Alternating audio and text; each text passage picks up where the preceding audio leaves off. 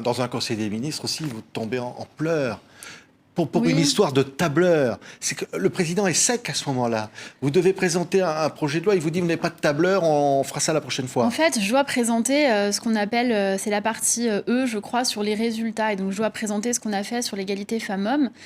Et en fait, je sors d'un rendez-vous avec les familles de victimes de féminicide qui m'ont raconté des choses terribles, comme cette dame qui a trouvé sa sœur tuée par son ex-mari.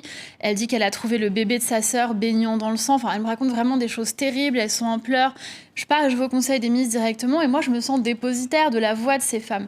Et j'essaye de partager au président de la République, au Premier ministre, au Conseil des ministres, ce que ces femmes m'ont confié. Et en fait, on n'a pas le temps parce qu'on est en début de Covid. Le Conseil des ministres est très long. Il est 14 heures. Ça devait se terminer il y a 2 heures. Et le président me dit on suspend et on présentera la semaine prochaine.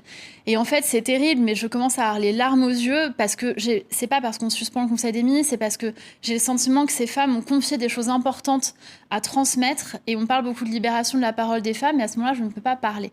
Et je ne peux pas transmettre les messages qu'elles m'ont demandé de transmettre.